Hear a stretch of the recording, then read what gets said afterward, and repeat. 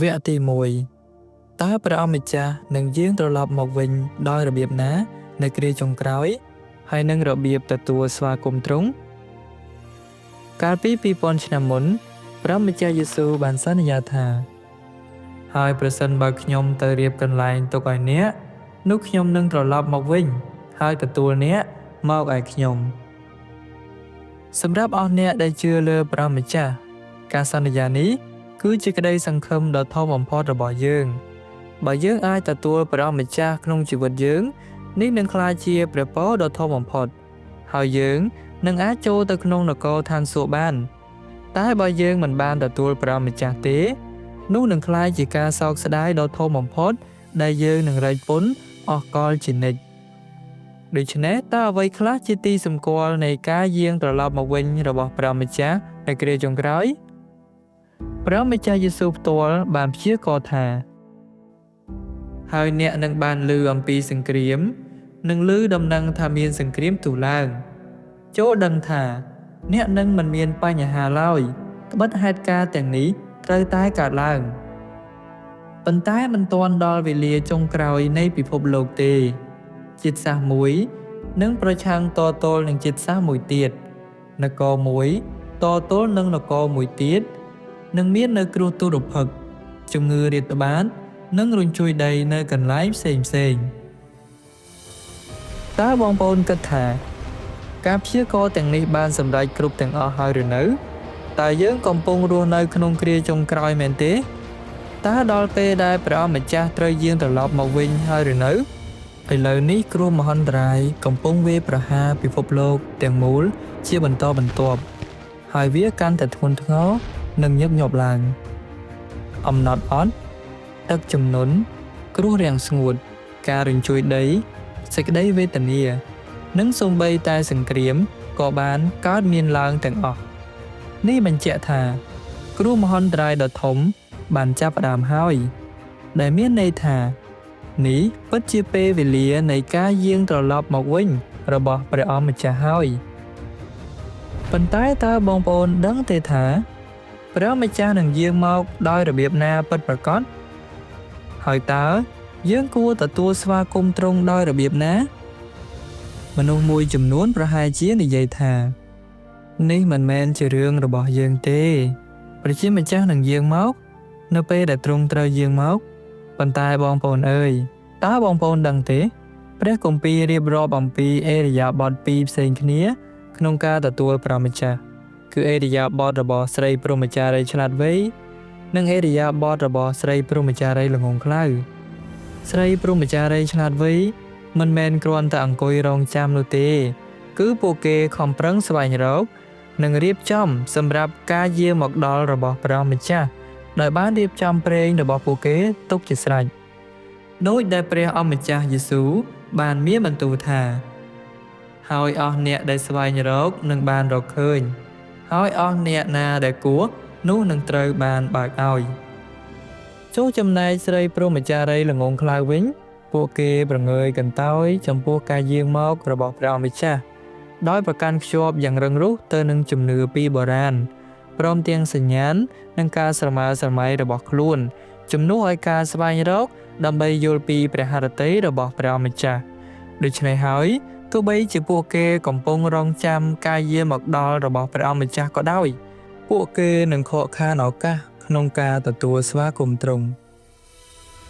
នៅក្នុងការសិក្សាព្រះគម្ពីរនេះយើងនឹងពិភាក្សាយ៉ាងស៊ីជម្រៅអំពីការយាងមករបស់ព្រះម្ចាស់ដែលជារឿងដ៏ធំមួយដែលជាប្រធានបទមួយដែលកំណត់ថាតើយើងអាចទទួលទ្រង់និងមានគោលដៅដ៏ល្អមួយបានដែរឬទេបើបងប្អូនចង់រស់រានមានជីវិតក្នុងគ្រោះមហន្តរាយដែលនឹងមកដល់ចូលធ្វើជាស្រីព្រហ្មចារីយ៍ឆ្លាតវៃរៀបចំព្រេងទុកជាស្រេចហើយទទួលការយាងត្រឡប់មកវិញរបស់ព្រះអម្ចាស់នឹងមានគោលដៅដ៏ល្អមួយនោះប្រធានបទថ្ងៃនេះគឺមានសារៈសំខាន់បំផុតសម្រាប់បងប្អូន1ព្រះម្ចាស់យេស៊ូវបានព្យាករណ៍អំពីការយាងមកនៃបុត្រមនុស្សបងប្អូនប្រុសស្រីជាដំបូងសូមយើងមកពិភាក្សាអំពីសំណួរដ៏សំខាន់មួយ តើព្រះអង្គម្ចាស់នឹងយាងមកនៅគ្រាចុងក្រោយដោយរបៀបណាឲ្យពិតប្រាកដមនុស្សជាច្រើននៅក្នុងពិភពសាសនាជឿថាព្រះម្ចាស់ពិតជានឹងយាងចុះមកលើពពកពួកគេបានលើកឡើងពីគម្ពីរវិវរណៈជំពូក1ខ7ដែលបានព្យាករណ៍ថាមើលព្រះអង្គយាងមកដោយគង់នៅលើពពកហើយគ្រាប់ទាំងភ្នែកមនុស្សទាំងអស់នឹងមើលឃើញទ្រង់ហើយអ្នកដែលបានចាក់ទម្លុះទ្រង់ក៏មើលឃើញដែរហើយអស់ទាំងពូជមនុស្សនៅលើផែនដីនឹងទ្រហោយំដោយសារទ្រង់ដោយផ្អែកលើខគម្ពីរនេះពួកគេរំពឹងថានៅពេលដែលព្រះម្ចាស់យាងត្រឡប់មកវិញពួកទេវតានឹងផ្លុំត្រែហើយទ្រង់នឹងយាងចុះមកពីលើមេឃប្រកបដោយសិរីរុងរឿងដ៏អស្ចារ្យការយាងមករបស់ព្រះម្ចាស់នៅលើពពកពិតជានឹងបានសម្រេចនោះគឺគ្មានការសង្ស័យអ្វីឡើយប៉ុន្តែតើបងប្អូនធ្លាប់ឈប់គិតដោយប្រុងប្រយ័ត្នទេថាទិដ្ឋភាពនោះនឹងទៅជាយ៉ាងណាឲ្យពិតប្រាកដបទគម្ពីរចែងថាហើយអស់ទាំងពូជមនុស្សនៅលើផែនដីនឹងទ្រហោយំដោយសារទ្រង់បើនិយាយតាមហេតុផលការដែលព្រះម្ចាស់យាងចុះមកលើពពកគួរតែជាថ្ងៃអបអរសាទរដ៏អំណរចុះហេតុអ្វីបានជាគ្រប់ទាំងពូជមនុស្សនឹងយំសោកបោកខ្លួនទៅវិញនៅត្រង់នេះមានអាចកំបាំងដ៏ជ្រាលជ្រៅមួយដែលគួរឲ្យស្វែងរកតាមពិតទៅព្រះគម្ពីរមានការព្យាករណ៍ជាច្រើនអំពីការយាងត្រឡប់មកវិញរបស់ព្រះម្ចាស់ហើយការយាងចុះមកលើពពកមិនមែនជារបៀបតែមួយគត់នោះទេប្រសិនបើយើងទទូចថាព្រះម្ចាស់នឹងយាងមកតែនៅលើពពកដោយគ្រាន់តែផ្អែកលើខគម្ពីរ1ឬ2តើវាមិនមែនជាការសន្និដ្ឋានដោយប្រញាប់ប្រញាល់ពេកទេឬបើធ្វើដូច្នេះយើងទំនងជានឹងខកខានឱកាសទទួលព្រះម្ចាស់ហើយត្រូវទ្រង់ផាត់ចោលជាមិនខានដើម្បីយល់ឲ្យបានពិតប្រាកដថាព្រះម្ចាស់នឹងយាងត្រឡប់មកវិញដោយរបៀបណាយើងគួរតែពិចារណាដោយចិត្តស្ងប់អំពីការព្យាករណ៍ផ្សេងៗទាំងអស់នៅពេលដែលយើងធ្វើដូច្នេះយើងនឹងទទួលបានការយល់ដឹងថ្មីៗនិងសំខាន់នៅក្នុងព្រះគម្ពីរមានការព្យាករណ៍ជាច្រើនអំពីការយាងត្រឡប់មកវិញរបស់ព្រះម្ចាស់ការព្យាករណ៍ពីព្រះម្ចាស់យេស៊ូវការព្យាករណ៍ពីមនុស្សនិងការព្យាករណ៍ពីពួកទេវតាប្រសិនបើយើងចង់ដឹងថាព្រះម្ចាស់នឹងយាងត្រឡប់មកវិញដោយរបៀបណាតើការព្យាករណ៍ទាំងឡាយរបស់អ្នកណាដែលត្រឹមត្រូវបំផុតជាការពិតណាស់យើងត្រូវតែពឹងផ្អែកលើការព្យាករណ៍របស់ព្រះម្ចាស់យេស៊ូវផ្ទាល់ទោះជាយ៉ាងណាក៏ដោយមនុស្សភាគច្រើននៅក្នុងពិភពសាសនាដកស្រង់ការព្យាករណ៍របស់មនុស្សហើយសង្ឃឹមថាព្រះម្ចាស់នឹងលេចមកជាសាធារណៈនៅលើពពកខណៈពេលដែលមើលរំលងនៅអ្វីដែលព្រះម្ចាស់យេស៊ូវបានមានបន្ទូលដោយផ្ទាល់ការយាងត្រឡប់មកវិញរបស់ព្រះម្ចាស់មិនមែនជារឿងសាមញ្ញទេតែវាមានអាចកំបាំងជាច្រើនដែលយើងត្រូវតែស្វែងរកព្រះម្ចាស់យេស៊ូវបានមានបន្ទូលថាប៉ុន្តែចំពោះថ្ងៃនិងពេលកំណត់នោះគឺគ្មានមនុស្សណាម្នាក់ដឹងឡើយសូម្បីតែពួកទេវតានៃឋានសួគ៌និងពរិជ្ជបុត្រាក៏មិនជ្រាបផងគឺមានតែព្រះវរបិតារបស់ខ្ញុំមួយប៉ុណ្ណោះដែលជ្រាបបើគ្មាននរណាដឹងអំពីថ្ងៃនិងពេលនោះសូម្បីតែពួកទេវតាក៏មិនដឹងដែរ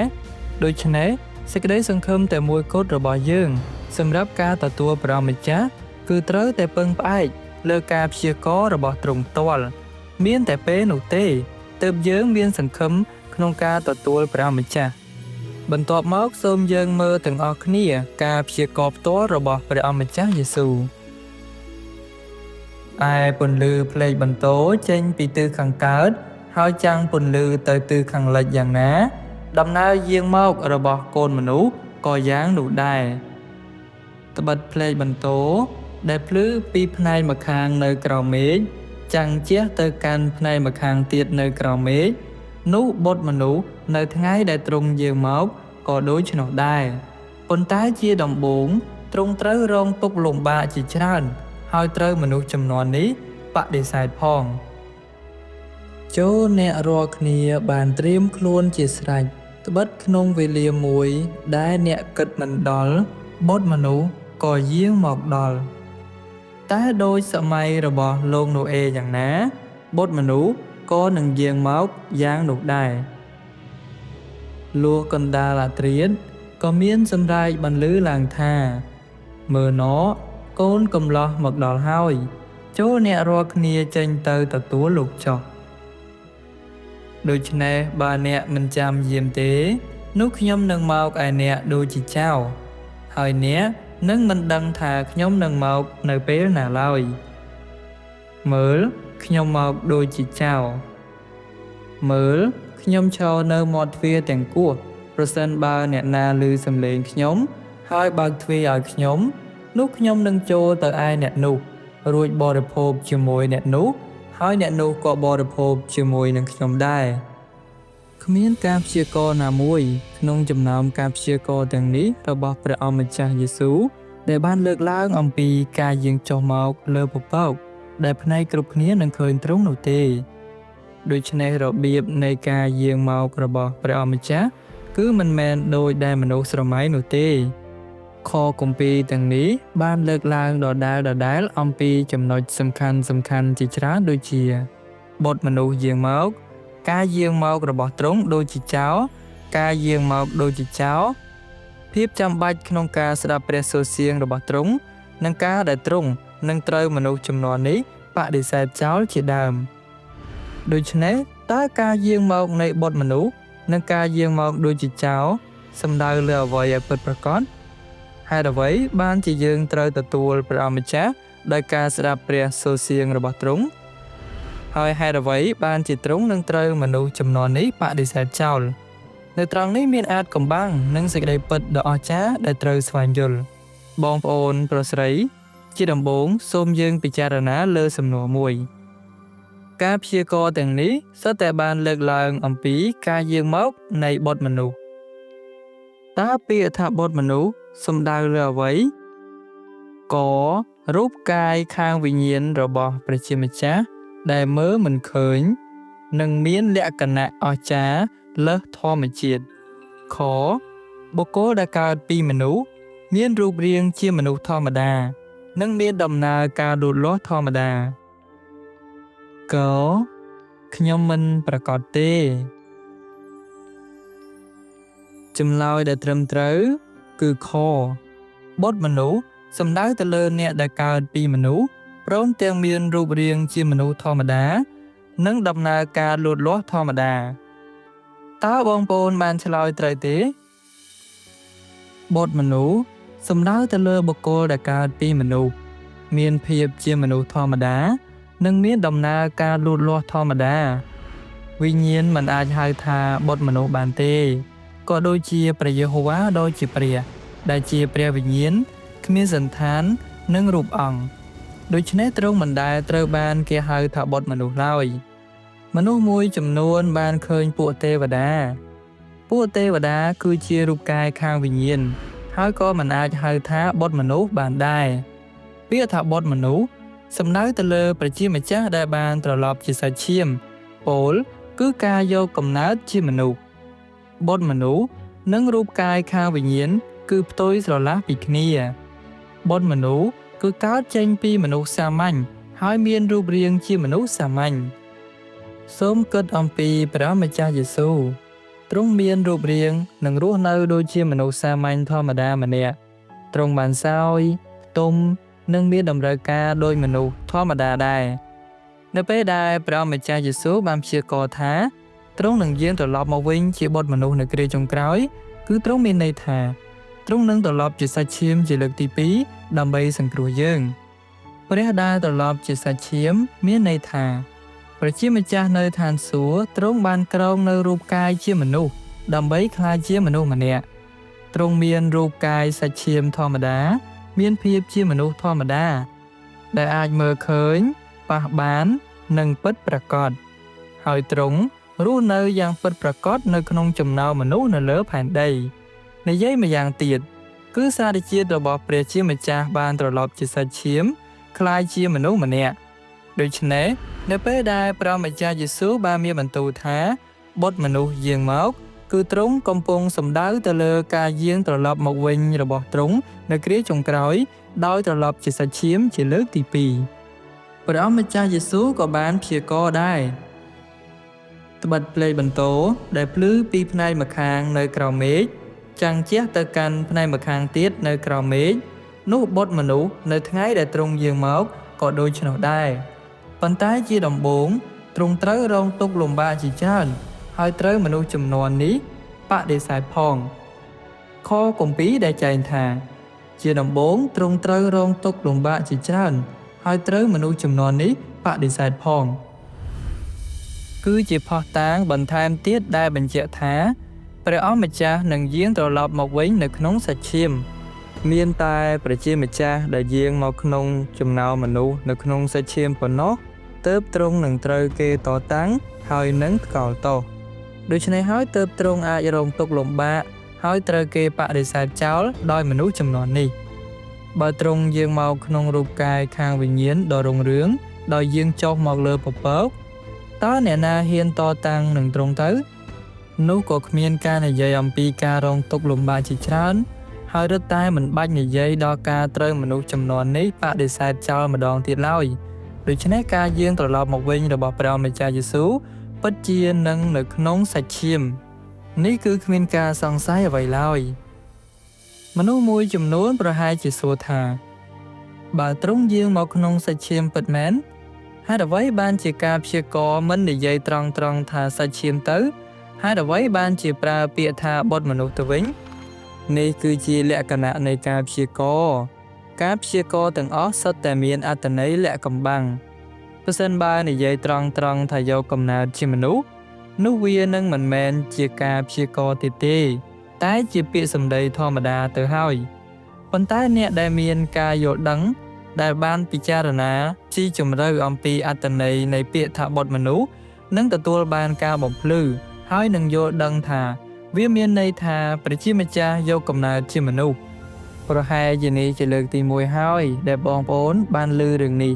ប៉ុន្តែសូមយើងកុំអាសន្និដ្ឋាន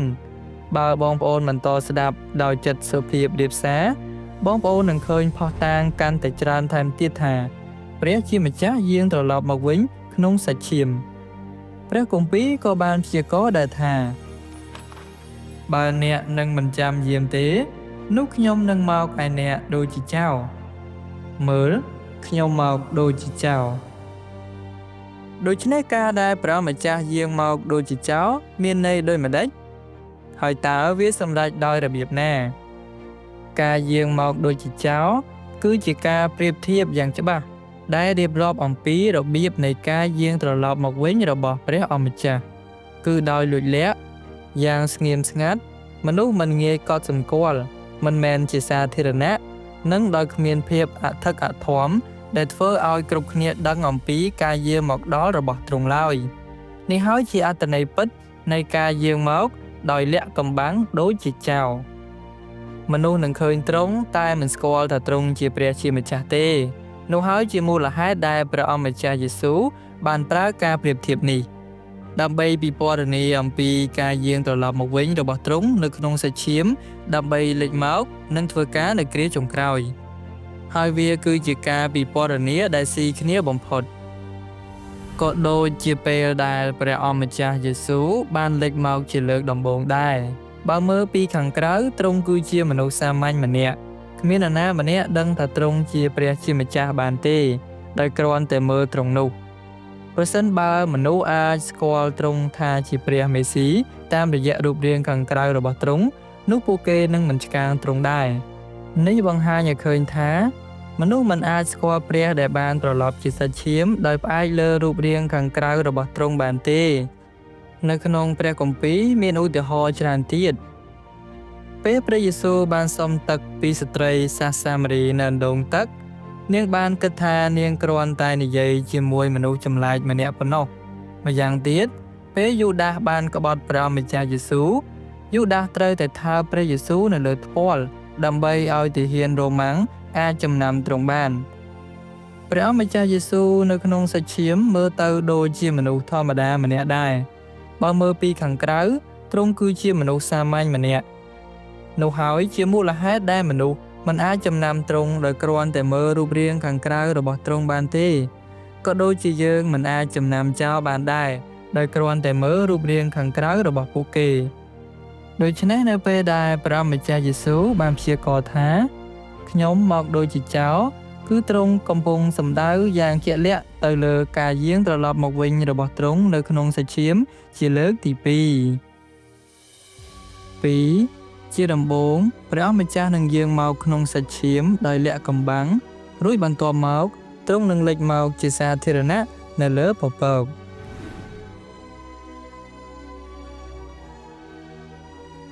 ចេញពីការព្យាករណ៍ផ្ទាល់របស់ព្រះម្ចាស់យេស៊ូវយើងយល់ថាទ្រង់នឹងយាងត្រឡប់មកវិញនៅក្នុងសាច់ឈាមដោយលេចមកធ្វើការជាបុត្រមនុស្សនេះគឺជាការពិតដែលគ្មាននរណាអាចបដិសេធបានឡើយប៉ុន្តែនេះបានចោទជាសំណួរមួយហេតុអ្វីបានជាគម្ពីរវិវរណៈជំពូក1ខ7ចែងថាមើលព្រះអង្គយាងមកដោយគង់នៅលើពពក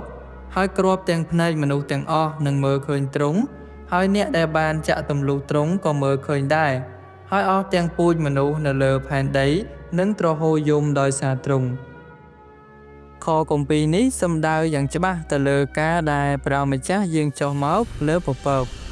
ប៉ុន្តែបទគម្ពីរដែលយើងទើបតែបានមើលចែងអំពីការយាងមករបស់ទ្រង់នៅក្នុងសាច់ឈាមវាអាចមើលទៅហាក់ដូចជាមានភាពផ្ទុយគ្នាប៉ុន្តែតាមពិតទៅគឺគ្មានភាពផ្ទុយគ្នាអ្វីទាំងអស់ការព្យាករណ៍ទាំងអស់របស់ព្រះម្ចាស់នឹងបានសម្រេចប៉ុន្តែវាសម្រេចទៅតាមជំហានទាំងការយាងមកនៃបុត្រមនុស្សនិងការយាងចុះមកលើពពកនឹងបានសម្រេចប៉ុន្តែមានលំដាប់លំដោយរបស់វានៅពេលដែលព្រះម្ចាស់យាងត្រឡប់មកវិញទ្រង់នឹងយាងមកដោយលាក់កំបាំងនៅក្នុងសាច់ឈាមដើម្បីធ្វើការនិងមានបន្ទូលមុនសិនហើយបន្ទាប់មកទ្រង់នឹងយាងចុះមកជាសាធារណៈនៅលើពពកការយាងត្រឡប់មកវិញរបស់ព្រះម្ចាស់ត្រូវបានបែងចែកជាពីរដំណាក់កាលការយាងមកដល់ដោយលាក់កំបាំងនិងការលេចមកជាសាធារណៈជាដំបូងព្រះអម្ចាស់យាងមកដូចជាចៅនៅក្នុងសាច់ឈាមដើម្បីសម្ដែងចេញនូវសេចក្តីពិតនិងបំពេញកិច្ចការនៃការជំនុំជម្រះនៅគ្រាចុងក្រោយគោលបំណងចម្បងគឺដើម្បីធ្វើឲ្យមនុស្សមួយក្រុមទៅជាអ្នកមានជ័យជំនះដោយសម្រេចនៅការព្យាករណ៍ដែលចែងថាការជំនុំជម្រះត្រូវតែចាប់ផ្ដើមពីដំណាក់របស់ព្រះជាម្ចាស់នៅពេលដែលព្រះជាម្ចាស់យាងត្រឡប់មកវិញដោយលាក់កំបាំងនៅក្នុងសាច់ឈាមដែលជាការចាប់ផ្ដើមនៃកិច្ចការជំនុំជម្រះនៅគ្រាចុងក្រោយហើយដំណើរការនោះគឺដូចតទៅនេះជាដំបូងទ្រង់អនុវត្តកិច្ចការជំនុំជម្រះដោយចាប់ផ្ដើមពីដំណាក់របស់ព្រះជាម្ចាស់ទ្រង់បន្សុទ្ធនិងសង្គ្រោះអស់អ្នកដែលឮព្រះសូរសៀងទ្រង់ហើយត្រូវបាននាំមកចំពោះមុខទ្រង់ដោយធ្វើឲ្យពួកគេទៅជាអ្នកមានជ័យជំនះបន្ទាប់មកព្រះជាម្ចាស់យាងត្រឡប់ទៅកាន់ក្រុងស៊ីយ៉ូនគ្រោះមហន្តរាយដ៏ធំចាប់ផ្ដើមធ្លាក់ចុះ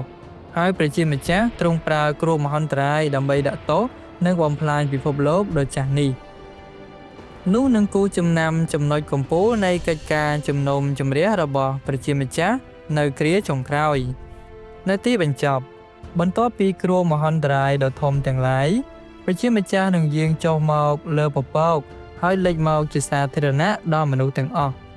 នៅពេលនោះកិច្ចការនៃការជំនុំជម្រះនឹងបានសម្រេចហើយនគររបស់ព្រះជាម្ចាស់នឹងលេចមកនៅលើផែនដី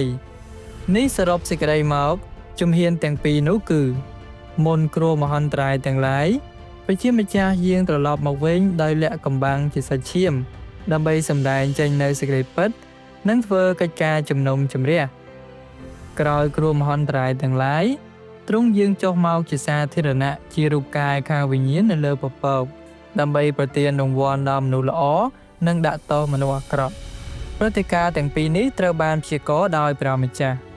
ផ្ទៃមេឃនិងផែនដីកន្លងបាត់ទៅប៉ុន្តែព្រះបន្ទូលរបស់ទ្រង់មិនដែលកន្លងបាត់ឡើយប៉ុន្តែតើមានភាពខុសគ្នាដែរឬទេរវាងការទទួលព្រះម្ចាស់នៅក្នុងសាច់ឈាមនិងការរងចាំឃើញទ្រង់យាងចុះមកលើពពកបើយើងទទួលយកព្រះម្ចាស់តែពេលទ្រង់យាងចុះមកជាសាធារណៈនៅលើពពកហើយបដិសេធការយាងត្រឡប់មកវិញរបស់ទ្រង់នៅក្នុងសាច់ឈាមតើផលវិបាកនឹងទៅជាយ៉ាងណាដើម្បីយល់ពីរឿងនេះយើងត្រូវតែដឹងអំពីកិច្ចការដែលព្រះអម្ចាស់នឹងធ្វើនៅពេលទ្រង់យាងមកក្នុងសាច់ឈាម មុនគ្រោះមហន្តរាយទាំងឡាយព្រះម្ចាស់យាងមកដោយលាក់កំបាំងនៅក្នុងសាច់ឈាមដើម្បីធ្វើឲ្យមនុស្សមួយក្រុមទៅជាអ្នកមានជ័យជំនះ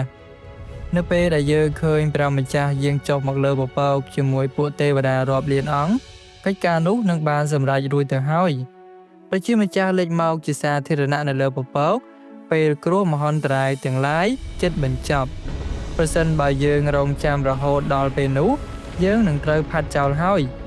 ក៏បាត់បង់ឱកាសដើម្បីត្រូវបានធ្វើឲ្យទៅជាអ្នកមានជ័យជំនះដែរការខាតបង់នោះនឹងធំធេងណាស់នេះហើយជាអ្វីដែលគម្ពីរវិវរណៈចង់មានន័យនៅពេលដែលចែងថាមើលព្រះអង្គយាងមកដោយគង់នៅលើពពកហើយគ្របទាំងភ្នែកមនុស្សទាំងអស់នឹងមើលឃើញទ្រង់ហើយអ្នកដែលបានចាក់ទម្លុះទ្រង់ក៏មើលឃើញដែរហើយអស់ទាំងពូជមនុស្សនៅលើផែនដីនឹងទ្រហោយំដោយសារទ្រង់ដូច្នេះហើយទោះបីជាវិធីពីរនេះជាវិធីនៃការទទួលព្រះម្ចាស់ក៏ដោយទោះយើងទទួលព្រះម្ចាស់នៅក្នុងសាច់ឈាមមុនគ្រោះមហន្តរាយឬក៏ការលេចមកជាសាធារណៈរបស់ទ្រង់នៅក្នុងរូបកាយខាងវិញ្ញាណក្រោយគ្រោះមហន្តរាយក៏ដោយផលវិបាកនិងលទ្ធផលគឺខុសគ្នាដាច់ស្រឡះបងប្អូនប្រុសស្រី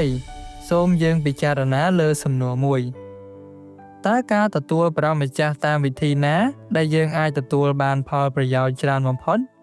ករងចាំការយាងមករបស់ព្រះម្ចាស់នៅលើពពកខទទួលព្រះម្ចាស់នៅពេលដែលទ្រង់យាងត្រឡប់មកវិញដោយលាក់កំបាំងនៅក្នុងសាច់ឈាមជាលើកទី2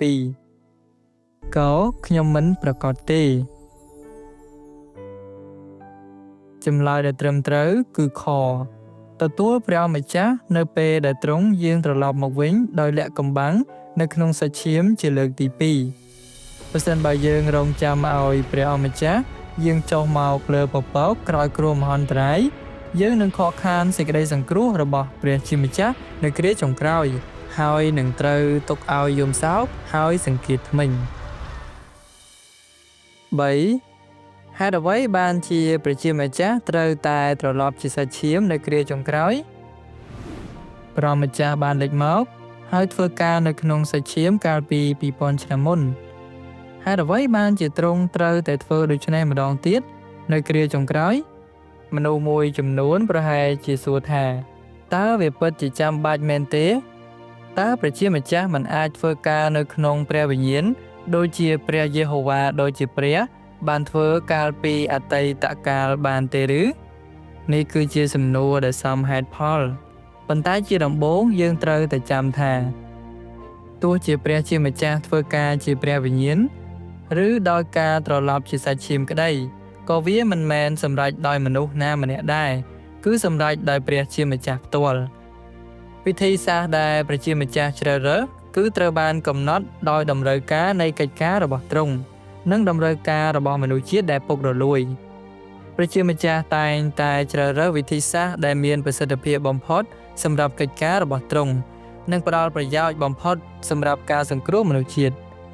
ដើម្បីយល់ថាហេតុអ្វីបានជាការដែលព្រះជាម្ចាស់ត្រឡប់ជាសាច់ឈាមគឺជារឿងចាំបាច់យើងត្រូវតែយល់ជាមុនសិនអំពីកិច្ចការដែលព្រះជាម្ចាស់នឹងធ្វើនៅគ្រាចុងក្រោយព្រះជាម្ចាស់ត្រឡប់ជាសាច់ឈាមដើម្បីសម្ដែងសេចក្តីពិតដើម្បីឲ្យមនុស្សអាចចូលទៅចិត្តនិងយល់បានកាន់តែងាយស្រួលព្រះម្ចាស់យេស៊ូវផ្ទាល់បានព្យាករណ៍ថាខ្ញុំនៅមានសេចក្តីជាច្រើនចង់ប្រាប់ដល់អ្នកប៉ុន្តែពេលនេះអ្នកមិនអាចទទួលសេចក្តីទាំងនេះបានទេយ៉ាងណាមិញកាលណាព្រះវិញ្ញាណនៃសេចក្តីពិតទ្រង់យាងមកដល់នោះទ្រង់នឹងនាំអ្នកចូលទៅក្នុងសេចក្តីពិតគ្រប់យ៉ាងត្បិតព្រះវរបិតាមិនជំនុំជម្រះនរណាម្នាក់ឡើយតែទ្រង់បានប្រគល់ការជំនុំជម្រះទាំងអស់ដល់ព្រះរាជបុត្រាវិញហើយក៏បានប្រទានឲ្យទ្រង់មានសិទ្ធិអំណាចជំនុំជម្រះផងដែរដោយសារតែព្រះអង្គជាកូនមនុស្សហើយបើអ្នកណាស្ដាប់ឮពាក្យខ្ញុំតែមិនជឿនោះខ្ញុំមិនកាត់ទោសគេឡើយត្បិតខ្ញុំបានមកមិនមែនដើម្បីជំនុំជម្រះពិភពលោកឡើយប៉ុន្តែដើម្បីសង្គ្រោះពិភពលោកវិញអ្នកណាដែលបដិសេធខ្ញុំហើយមិនទទួលយកពាក្យខ្ញុំអ្នកនោះមានម្នាក់ដែលជំនុំជម្រះគេរួចហើយពាក្យដែលខ្ញុំបាននិយាយ គឺជាពាក្យដូចគ្នាដែលនឹងជំនុំជម្រះគេនៅគ្រាចុងក្រោយនៅពេលដែលព្រះម្ចាស់យេស៊ូវមានបន្ទូលថាខ្ញុំនៅមានសេចក្តីជាច្រើនចង់ប្រាប់ដល់អ្នកប៉ុន្តែពេលនេះអ្នកមិនអាចទទួលសេចក្តីទាំងនេះបានទេនេះមានន័យថាព្រះអម្ចាស់មានរឿងច្រើនដែលទ្រង់ចង់ប្រាប់យើងប៉ុន្តែមនុស្សជាតិនៅពេលនោះមិនអាចទ្រាំទ្របានដូច្នេះហើយព្រះអម្ចាស់យេស៊ូវបានរក្សាទុកព្រះបន្ទូលទាំងនេះសម្រាប់គ្រាចុងក្រោយបទគម្ពីរបានចែងថាព្រះអម្ចាស់នឹងប្រើព្រះបន្ទូលរបស់ទ្រង់ដើម្បីជំនុំជម្រះមនុស្សនៅគ្រាចុងក្រោយនេះមានន័យថាព្រះអម្ចាស់នឹងសម្ដែងចេញនូវសេចក្តីពិតដើម្បីជំនុំជម្រះនិងបន្សុទ្ធនិងសង្គ្រោះមនុស្សមួយក្រុមដោយធ្វើឲ្យពួកគេទៅជាអ្នកមានជ័យជំនះបងប្អូនប្រុសស្រីសូមយើងពិចារណាលើរឿងនេះប្រសិនបើព្រះអម្ចាស់យាងត្រឡប់មកវិញដើម្បីសម្ដែងចេញនូវសេចក្តីពិតនិងធ្វើការជំនុំជម្រះតើវិធីសាស្ត្រមួយណាដែលធ្វើឲ្យយើងងាយស្រួលជាងក្នុងការចូលទៅជិតទ្រង់និងងាយយល់ពីព្រះបន្ទូលរបស់ទ្រង់កព្រះជាម្ចាស់ត្រឡប់ជាសាច់ឈាមមានរូបរាងជាមនុស្សមានបន្ទូលជាភាសាមនុស្សខព្រះជាម្ចាស់មានបន្ទូលមកកាន់យើងដោយផ្ទាល់ពីស្ថានសួគ៌ក្នុងភាពជាព្រះវិញ្ញាណកខ្ញុំមិនដឹងទេ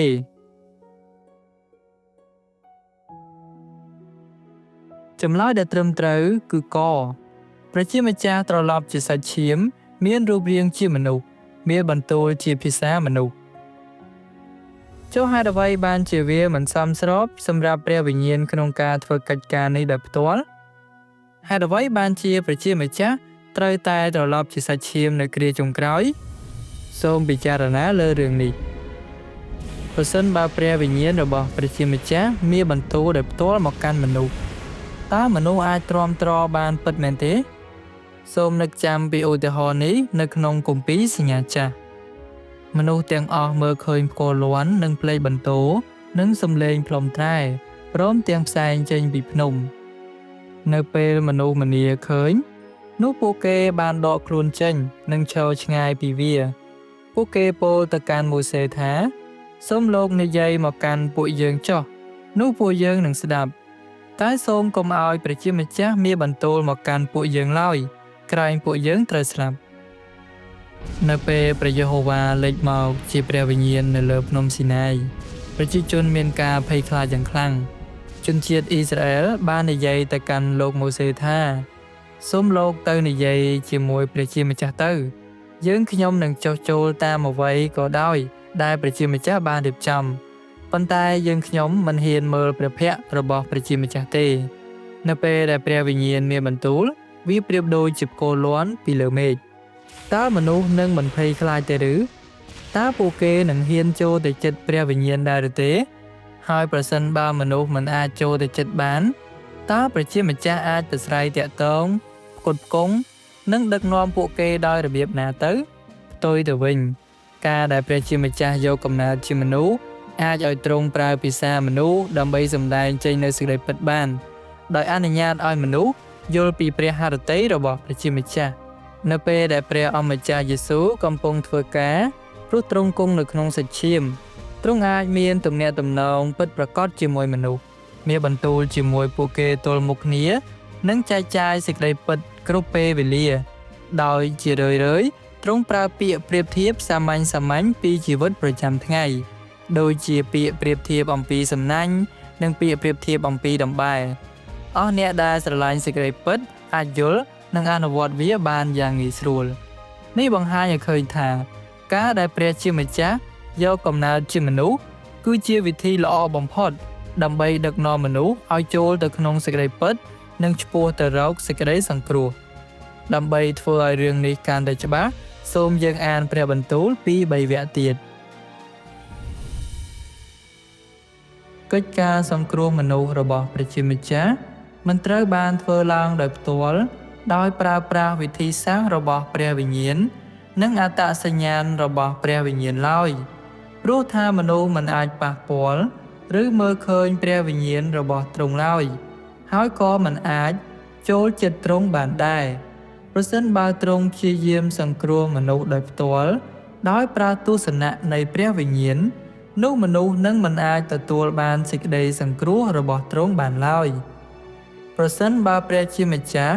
មិនពាក់សម្បកក្រៅនៃមនុស្សដែលបានបង្កើតទេនោះមនុស្សនឹងគ្មានផ្លូវទទួលបានសេចក្តីសង្គ្រោះនេះឡើយព្រោះថាមនុស្សគ្មានផ្លូវចូលទៅរកទ្រង់ទាល់តែសោះហើយក៏គ្មាននរណាម្នាក់អាចចូលចិត្តពពករបស់ព្រះយេហូវ៉ាបាននោះដែរមានតែតាមរយៈការក្លាយជាមនុស្សដែលបានបង្កើតមកពោលគឺមានតែតាមរយៈការយកព្រះបន្ទូលរបស់ទ្រង់ដាក់ចូលទៅក្នុងរូបកាយដែលទ្រង់រៀបនឹងត្រឡប់ជាសាច់ឈាមប៉ុណ្ណោះទើបទ្រង់អាចធ្វើការដោយផ្ទាល់ឲ្យធ្វើឲ្យព្រះបន្ទូលចូលទៅក្នុងអស់អ្នកដែលដើរតាមទ្រង់មានតែបែបនេះទេទើបមនុស្សអាចស្ដាប់ឮនិងមើលឃើញព្រះបន្ទូលរបស់ទ្រង់ដោយផ្ទាល់បានហើយលើសពីនេះគេអាចទទួលបានព្រះបន្ទូលរបស់ទ្រង់គឺមានតែតាមមធ្យោបាយនេះប៉ុណ្ណោះ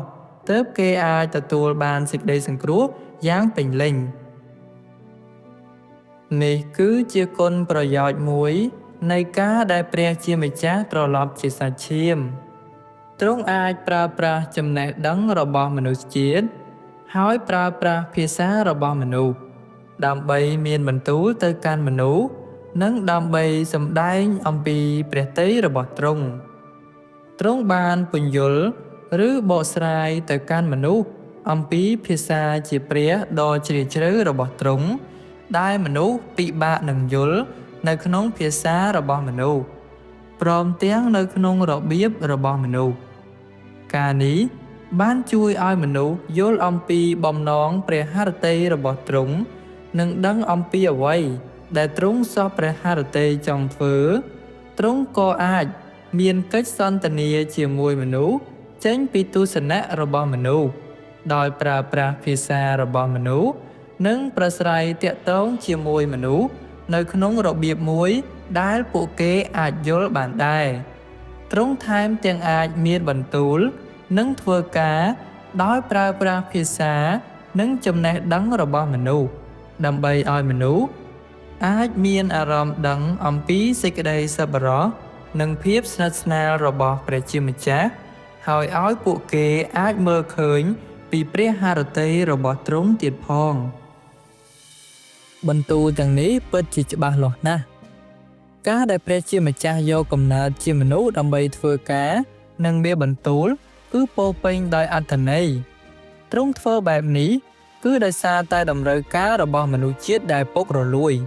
ខណៈពេលដែលព្រះវិញ្ញាណរបស់ព្រះជាម្ចាស់បានលេចមកនិងមានបន្ទូលនៅក្នុងយុគសម័យនៃក្រឹតវិន័យក៏ពិតមែនតែទ្រង់បានលេចមកជាម្ដងម្កាលហើយមានបន្ទូលតិចតួចប៉ុណ្ណោះព្រះម្ចាស់យេស៊ូវបានព្យាករណ៍ថាខ្ញុំនៅមានសេចក្តីជាច្រើនចង់ប្រាប់ដល់អ្នកប៉ុន្តែពេលនេះអ្នកមិនអាចទទួលសេចក្តីទាំងនេះបានទេយ៉ាងណាមិញកាលណាព្រះវិញ្ញាណនៃសេចក្តីពិតទ្រង់យាងមកដល់នោះទ្រង់នឹងនាំអ្នកចូលទៅក្នុងសេចក្តីពិតគ្រប់យ៉ាងខគម្ពីរនេះចែងថានៅគ្រាចុងក្រោយព្រះអម្ចាស់យេស៊ូវមានរឿងជាច្រើនដែលទ្រង់ត្រូវប្រាប់យើងហើយក៏នឹងដឹកនាំយើងឲ្យចូលទៅក្នុងសេចក្តីពិតទាំងអស់ដែរនេះប្រាប់យើងថាដើម្បីសម្រេចកិច្ចការនៃការជំនុំជម្រះនៅគ្រាចុងក្រោយព្រះជាម្ចាស់ត្រូវតែសម្ដែងចេញនៅសេចក្តីពិតជាច្រើនហើយមានបន្ទូលជាច្រើនដើម្បីសង្គ្រោះមនុស្សជាតិដូច្នេះហើយការដែលព្រះវិញ្ញាណមានបន្ទូលនិងធ្វើការដោយផ្ទាល់គឺមិនសមស្របសម្រាប់កិច្ចការនៅគ្រាចុងក្រោយទៀតទេមានតែតាមរយៈការត្រឡប់ជាសាច់ឈាមប៉ុណ្ណោះទើបព្រះជាម្ចាស់អាចគង់នៅក្នុងចំណោមមនុស្សដោយធ្វើឲ្យមនុស្សមានអារម្មណ៍ថាទ្រង់ងាយស្រួលចូលទៅជិតនិងអាចជួបបាននេះអនុញ្ញាតឲ្យមនុស្សយល់ពីសេចក្តីពិតកាន់តែប្រសើរឡើងក្នុងពេលជាមួយគ្នានេះដែរវាក៏លាតត្រដាងនៅសញ្ញាណការស្រមើស្រមៃនិងនិស្ស័យពុករលួយរបស់មនុស្សដែរនេះអនុញ្ញាតឲ្យព្រះជាម្ចាស់មានបន្ទូលសេចក្តីពិតដោយផ្អែកទៅលើសារជាតិពុករលួយរបស់មនុស្សជំរះធម្មជាតិបាបរបស់មនុស្សនិងនៅទីបំផុតសង្គ្រោះមនុស្សឲ្យរួចពីអំណាចរបស់សាតាំងសម្រាប់យើងដែលបានកើតនៅក្នុងគ្រាចុងក្រោយនេះ ការដែលបានទទួលការយាងត្រឡប់មកវិញរបស់ព្រះជាម្ចាស់នៅក្នុងសាច់ឈាមគឺជាព្រះពរដ៏ធំបំផុតព្រះជាម្ចាស់ដែលយកកំណើតជាមនុស្សញែកល្អចេញពីអាក្រក់និងញែកចេញតាមប្រភេទរៀងៗខ្លួនមានហេតុផលជាច្រើនដែលព្រះជាម្ចាស់យកកំណើតជាមនុស្សដើម្បីធ្វើការនៅគ្រាចុងក្រោយទ្រង់យាងមកដើម្បីសម្ដែងចេញព្រះបន្ទូលរបស់ទ្រង់ដើម្បីជំនុំជម្រះបន្សុទ្ធនិងសង្គ្រោះមនុស្សក្នុងពេលជាមួយគ្នានេះដែរគឺដើម្បីបើកសម្ដែងមនុស្សផាត់ចោលមនុស្សនិងញែកចេញតាមប្រភេទរៀងៗខ្លួនដោយញែកជាមចេញពីពពែស្រូវសាលីចេញពីស្រងែអ្នកបម្រើល្អចេញពីអ្នកបម្រើអាក្រក់ដើម្បីឲ្យទ្រង់អាចប្រទានរង្វាន់ដល់មនុស្សល្អនិងដាក់ទោសមនុស្សអាក្រក់បានប្រសិនបើព្រះជាម្ចាស់លេចមកនៅក្នុងរូបកាយខាងវិញ្ញាណដ៏រុងរឿងរបស់ទ្រង់មនុស្សគ្រប់គ្នាទោះល្អក្តីអាក្រក់ក្តីក៏នឹងក្រាបថ្វាយបង្គំបើដូច្នេះតើអាចញែកល្អចេញពីអាក្រក់ដោយរបៀបណាទៅដូច្នេះហើយបានជាការយកកំណើតជាមនុស្សគឺជាព្រះប្រាជ្ញាញាណដ៏អស្ចារ្យរបស់ព្រះជាម្ចាស់វាបើកសម្ដែងមនុស្សគ្រប់គ្នាអស់អ្នកដែលស្វែងរកសេចក្តីពិតហើយស្ដាប់ព្រះសូរសៀងរបស់ព្រះជាម្ចាស់គឺជាស្រីព្រហ្មចារីយ៍ឆ្លាតវៃទោះបីជាព្រះជាម្ចាស់ដែលយកកំណើតជាមនុស្សមានរូបរាងខាងក្រៅសាមញ្ញធម្មតាក៏ដោយក៏ពួកគេស្គាល់តាមរយៈសេចក្តីពិតដែលទ្រង់មានបន្ទូលថាទ្រង់គឺជាព្រះអម្ចាស់យេស៊ូវដែលបានយាងត្រឡប់មកវិញនេះគឺសម្រាប់តាមព្រះបន្ទូលរបស់ព្រះអម្ចាស់យេស៊ូវដែលថាជាមខ្ញុំស្គាល់សំឡេងខ្ញុំហើយខ្ញុំក៏ស្គាល់ពួកវាដែរហើយពួកវាក៏ដើរតាមខ្ញុំផងផ្ទុយទៅវិញដោយសារតែរូបរាងខាងក្រៅដ៏សាមញ្ញធម្មតានៃព្រះជាម្ចាស់ដែលយកកំណើតជាមនុស្សពួកស្រីព្រហ្មចារីយ៍ល្ងងខ្លៅក៏ប្រញាប់វិនិច្ឆ័យថ្កោលទោសនិងតតាំងនឹងទ្រង់ពួកគេត្រូវបានបើកសម្ដែងថាជាពួកមនុស្សអាក្រក់ដែលនឹងត្រូវផាត់ចោលនិងដាក់ទោសដូច្នេះហើយនេះគឺជាព្រះប្រាជ្ញាញាណដ៏អស្ចារ្យរបស់ទ្រង់ដែលទ្រង់បានយកកំណើតជាមនុស្សជាលើកទី2នៅគ្រាចុងក្រោយការធ្វើបែបនេះគឺដើម្បីសម្រេចបាននូវលទ្ធផលនៃការញែកចេញតាមប្រភេទរៀងៗខ្លួន4របៀបទទួលស្វាគមន៍បុត្រមនុស្សគឺដោយការស្ដាប់ព្រះសូរសៀងរបស់ព្រះជាម្ចាស់នៅពេលដែលព្រះម្ចាស់យាងត្រឡប់មកវិញនៅគ្រាចុងក្រោយគឺទ្រង់យាងមកជាបុត្រមនុស្សដើម្បីធ្វើកិច្ចការជំនុំជម្រះនៅក្នុងចំណោមមនុស្សបើដូច្នេះប្រសិនបើទ្រង់ជាបុត្រមនុស្សធម្មតាម្នាក់ហើយភាពជាព្រះរបស់ទ្រង់មិនអាចមើលឃើញតាមរយៈរូបរាងខាងក្រៅរបស់ទ្រង់បានទេតើយើងអាចទទួលស្វាគមន៍ទ្រង់ដោយរបៀបណាយើងអាចរកឃើញផ្លូវខ្លះតាមរយៈការពិនិត្យមើលខគម្ពីរ 2-3 ខជាមួយគ្នាជាមខ្ញុំស្គាល់សំឡេងខ្ញុំហើយខ្ញុំក៏ស្គាល់ពួកវាដែរហើយពួកវាក៏ដើរតាមខ្ញុំផងមើលខ្ញុំឈរនៅមាត់ទ្វារទាំងគួរ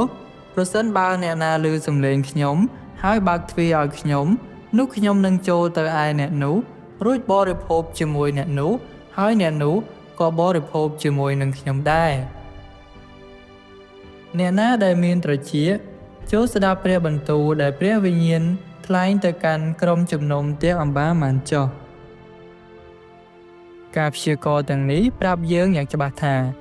កូនសោសម្រាប់ទទួលស្វាគមន៍ព្រះម្ចាស់គឺជាការស្ដាប់ហេតុអ្វីបានជាយើងត្រូវផ្ដោតលើការស្ដាប់ប្រសិនបើព្រះអម្ចាស់គ្រាន់តែយាងត្រឡប់មកវិញនៅលើពពកដើម្បីឲ្យមនុស្សគ្រប់គ្នាបានឃើញនោះយើងនឹងត្រូវការតែភ្នែករបស់យើងប៉ុណ្ណោះ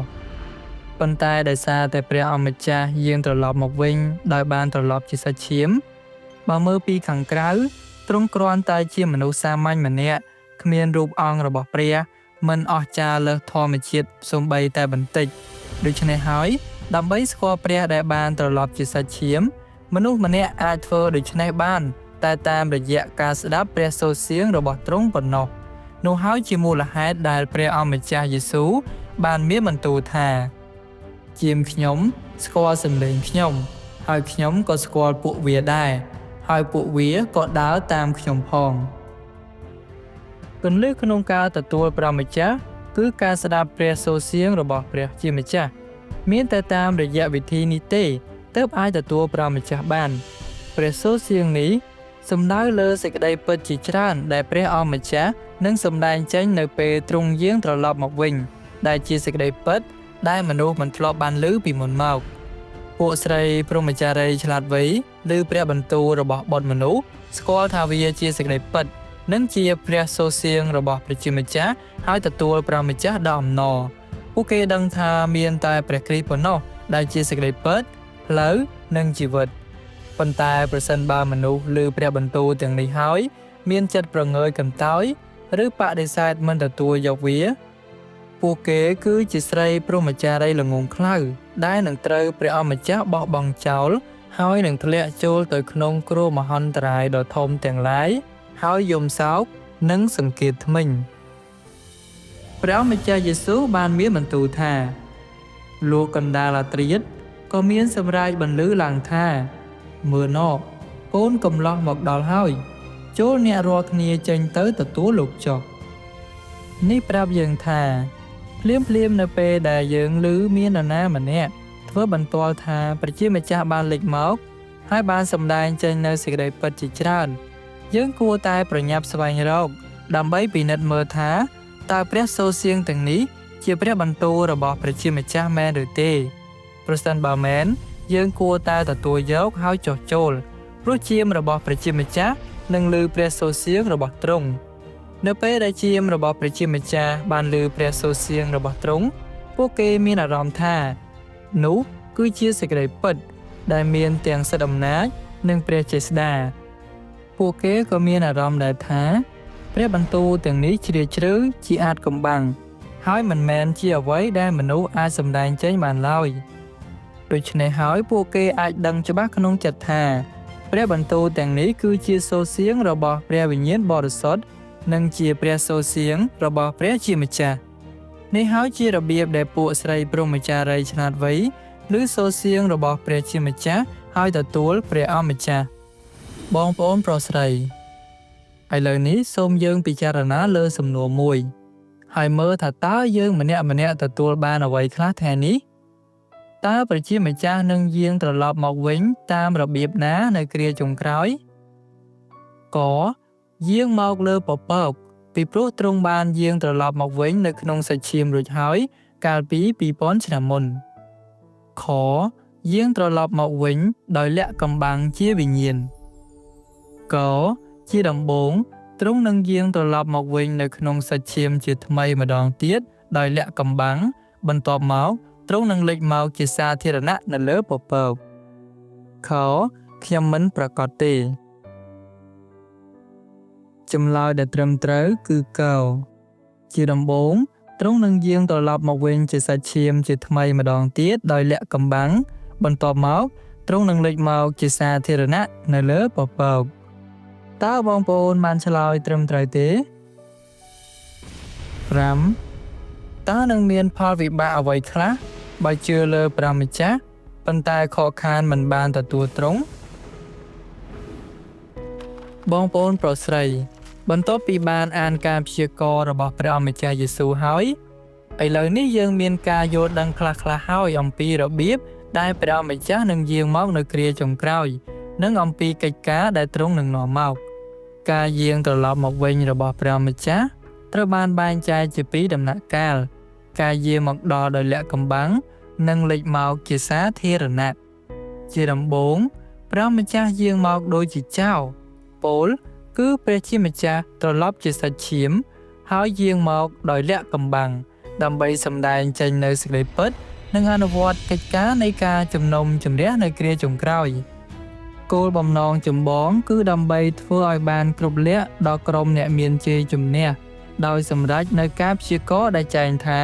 ការជំនុំជម្រះត្រូវតែចាប់ផ្ដើមពីដំណាក់របស់ព្រះជាម្ចាស់នៅពេលដែលព្រះជាម្ចាស់យាងត្រឡប់មកវិញដោយលាក់កំបាំងនៅក្នុងសាច់ឈាមនោះគឺជាពេលដែលកិច្ចការជំនុំជម្រះនៅគ្រាចុងក្រោយចាប់ផ្ដើមជាដំបូងទ្រង់អនុវត្តកិច្ចការជំនុំជម្រះដោយចាប់ផ្ដើមពីដំណាក់របស់ព្រះជាម្ចាស់ព្រះជាម្ចាស់ទ្រង់បន្សុទ្ធ និងសង្គ្រោះអស់អ្នកដែលឮព្រះសូរសៀងទ្រង់ហើយត្រូវបាននាំមកចំពោះមុខទ្រង់ដោយធ្វើឲ្យពួកគេទៅជាអ្នកមានជ័យជំនះ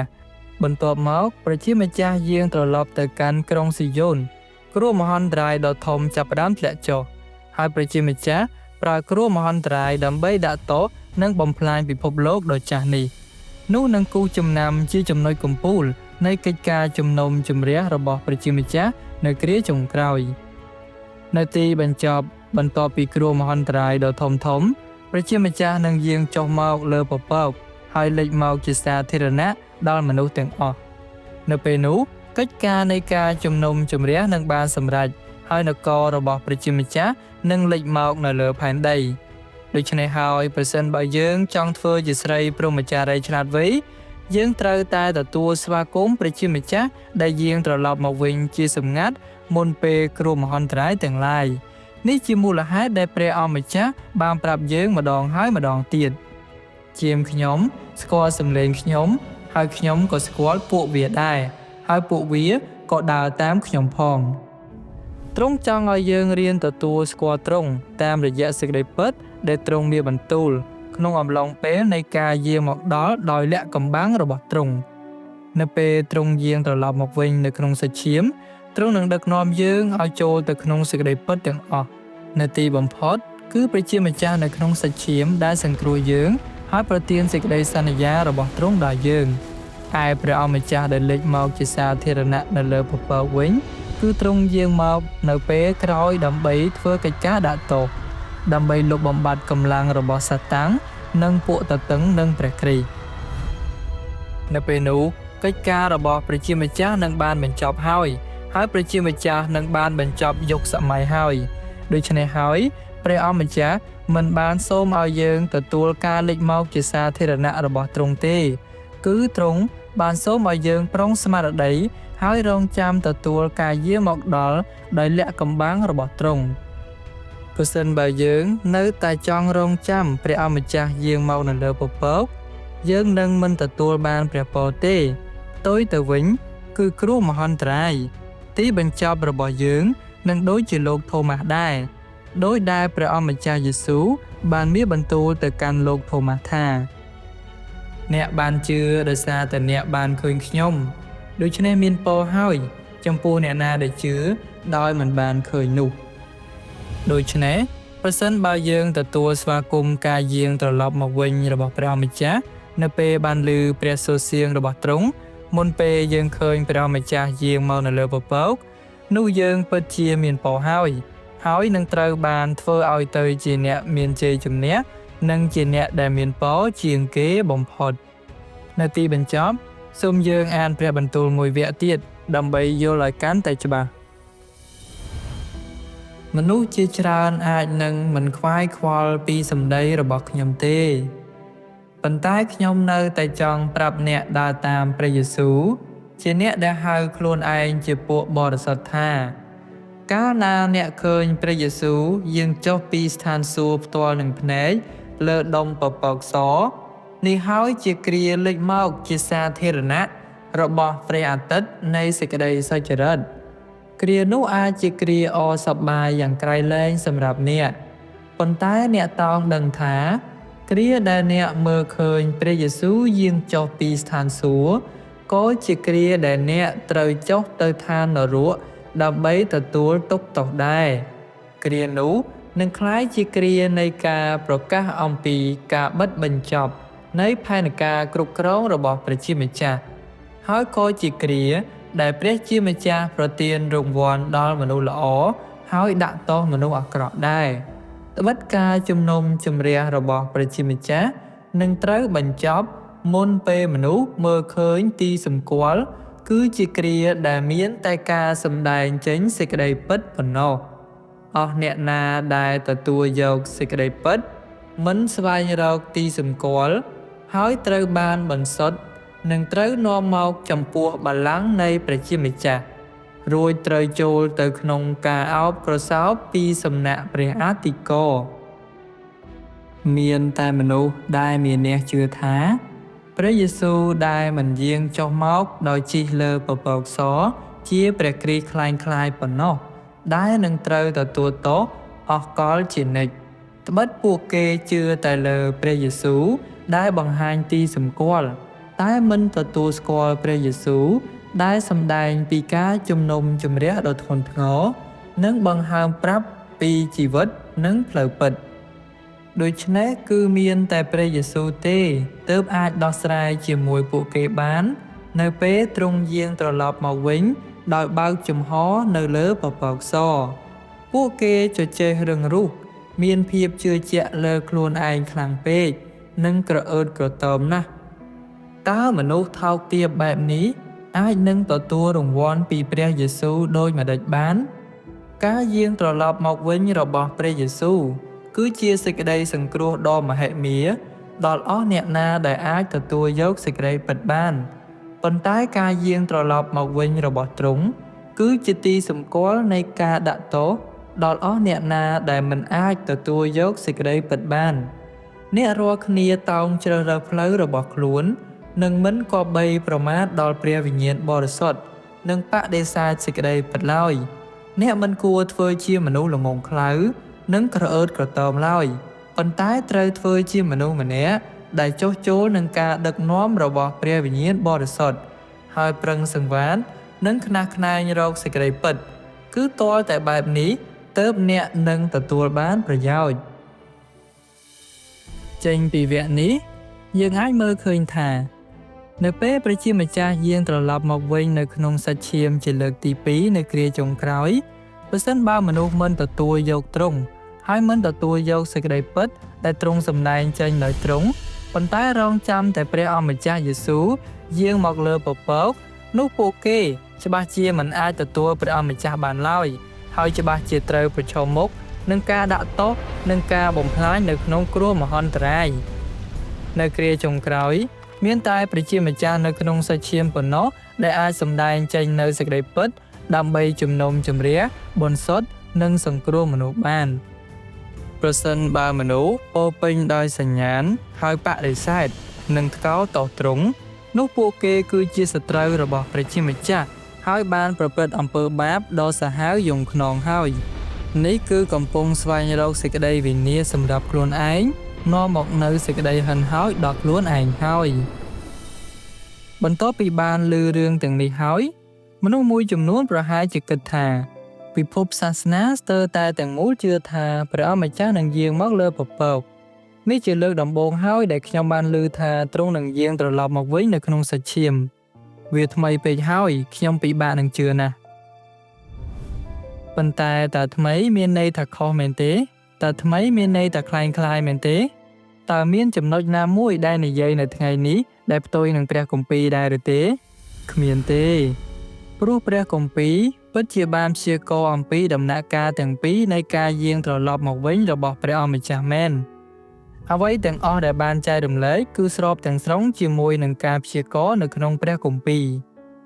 យើងត្រូវតែបោះបង់ចោលនៅសញ្ញាណនិងការស្រមើស្រមៃផ្ទាល់ខ្លួនរបស់យើងហើយកុំកំណត់ដោយងងឹតងងល់នៅរបៀបនៃការយាងមករបស់ព្រះអម្ចាស់ដែលគ្រាន់តែផ្អែកលើខគម្ពីរ1ឬ2នោះឡើយហេតុអ្វីបានជានៅកាលពី2000ឆ្នាំមុនពួកយូដាដែលទន្ទឹងរង់ចាំយ៉ាងអន្ទះសារនៅការយាងមកដល់របស់ព្រះមេស៊ីមិនបានស្គាល់ទ្រង់ហើយបែរជាបានឆ្កាងទ្រង់ទៅវិញគឺដោយសារតែពួកគេបានកំណត់ការយាងមកដល់របស់ព្រះមេស៊ីតាមសញ្ញាណនិងការស្រមើស្រមៃរបស់ខ្លួនពួកគេប្រកាន់ខ្ជាប់នឹងឃ្លានីមួយៗនៅក្នុងការព្យាករណ៍ព្រះគម្ពីរដែលជឿថាព្រះមេស៊ីប្រៀបដូចជាស្ដេចមួយអង្គគួរតែកើតនៅក្នុងរាជវាំងប៉ុន្តែរបៀបដែលព្រះអម្ចាស់យេស៊ូវបានយាងមកគឺខុសគ្នាដាច់ស្រឡះពីអ្វីដែលពួកគេបានស្រមៃនឹងជឿហើយពួកគេពិបាកនឹងបោះបង់ចោលជំនឿរបស់ខ្លួនណាស់ជាលទ្ធផលពួកគេបានខកខានមិនបានស្គាល់ព្រះអម្ចាស់យេស៊ូវបានប្រព្រឹត្តបទឧក្រិដ្ឋដ៏សាហាវយង់ខ្នងដោយបានឆ្កាងទ្រង់ហើយបានបោះបង់សេចក្តីសង្គ្រោះរបស់ព្រះអម្ចាស់ភាពរឹងរូសភាពក្រអឺតក្រទមភាពជឿជាក់លើខ្លួនឯងហួសហេតុនិងភាពល្ងង់ខ្លៅរបស់ពួកគេបានបំផ្លាញពួកគេនៅគ្រាចុងក្រោយក៏ដូចគ្នាដែរប្រសិនបើយើងប្រកាន់ខ្ជាប់យ៉ាងរឹងរូសនឹងការស្រមើស្រមៃរបស់ខ្លួន ឬជឿតាមអ្វីក៏ដោយដែលគ្រូគង្វាលរបស់យើងនិយាយនោះយើងទំនងជានឹងធ្វើខុសដោយពួកយូដាដែរហើយនឹងធ្វើឲ្យយើងបាត់បង់សេចក្តីសង្គ្រោះរបស់ព្រះអម្ចាស់នៅគ្រាចុងក្រោយព្រះប្រាជ្ញាញាណរបស់ព្រះជាម្ចាស់គឺខ្ពស់ជាងផ្ទៃមេឃកិច្ចការរបស់ព្រះជាម្ចាស់មិនត្រូវបានដាក់កំហិតដោយបុគ្គលណាម្នាក់ឡើយទ្រង់ធ្វើការតាមផែនការរបស់ទ្រង់ផ្ទាល់និងតាមតម្រូវការរបស់យើងទោះបីជាមនុស្សជាតិទាំងអស់ប្រឆាំងនឹងបដិសេធមិនទទួលយកក៏ដោយវានឹងមិនផ្លាស់ប្ដូរផែនការរបស់ព្រះជាម្ចាស់ឡើយការដែលព្រះជាម្ចាស់ត្រឡប់ជាសាច់ឈាមម្ដងទៀតដើម្បីលេចមកនិងធ្វើការគឺជាព្រះពរនិងសេចក្តីសង្គ្រោះដ៏ធំធេងសម្រាប់យើងដែលបានកើតនៅគ្រាចុងក្រោយនេះគឺជាសេចក្តីស្រឡាញ់និងការយកចិត្តទុកដាក់របស់ព្រះជាម្ចាស់ចំពោះមនុស្សជាតិរាល់ពេលដែលព្រះជាម្ចាស់ត្រឡប់ជាសាច់ឈាមទ្រង់តែងតែរងការបដិសេធនិងការបៀតបៀនដូច្នេះគឺតែងតែយើងជាមនុស្សជាតិទេដែលជាអ្នកទទួលបានអត្ថប្រយោជន៍ពីកិច្ចការរបស់ទ្រង់បើបងប្អូននិយាយថាខ្ញុំមិនទទួលយកជាដាច់ខាតនោះនៅទីបំផុតគឺមានតែយើងខ្លួនឯងទេដែលនឹងរងការខាតបង់ការយាងមករបស់ព្រះម្ចាស់គឺជារឿងដ៏ធំសង្ឃឹមថាបងប្អូនទាំងអស់គ្នាប្រព្រឹត្តចំពោះរឿងនេះដោយការប្រុងប្រយ័ត្នហើយពិចារណាសិក្សាឲ្យបានដិតដល់ដាច់ខាតកុំឲ្យខកខានឱកាសនេះរហូតធ្វើឲ្យសោកស្ដាយអស់មួយជីវិត